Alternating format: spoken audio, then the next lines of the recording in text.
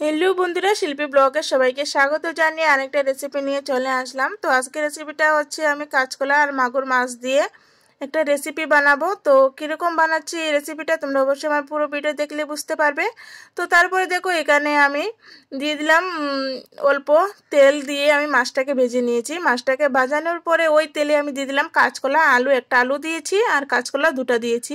তো এই কাঁচকলা আর মাগুর মাছের ঝাল খেতে ভীষণই ভালো লাগে। তোমরা কার কার ভালো লাগে আমার অবশ্যই কমেন্ট করে জানাবে।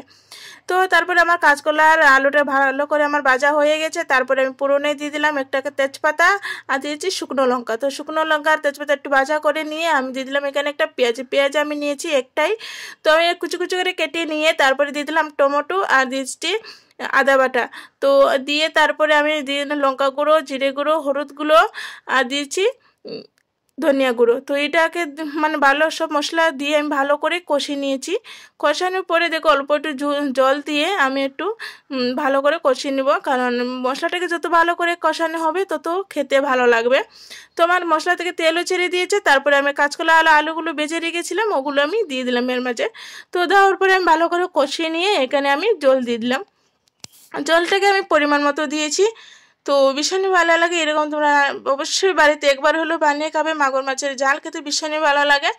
তো আমি ঢাকা দিয়ে রেখে দিয়েছিলাম, তোমার জালটা ফুটে গেছে। তারপরে আমি এখানে দেখো আমি আলু আর কাঁচকলাটাকে সিদ্ধ হয়েছে কিনা দেখে নেব। তো আলু আর কাঁচকলা আমার সিদ্ধ হয়ে গেছে। তো এবার আমি দিয়ে দেবো মাছগুলো।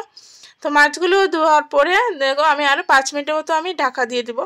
তো ঢাকাটা খুলে দেখবো কীরকম মানে খুব সুন্দর একটা কালার এসেছে, কী বলবো ভীষণই ভালো লাগে।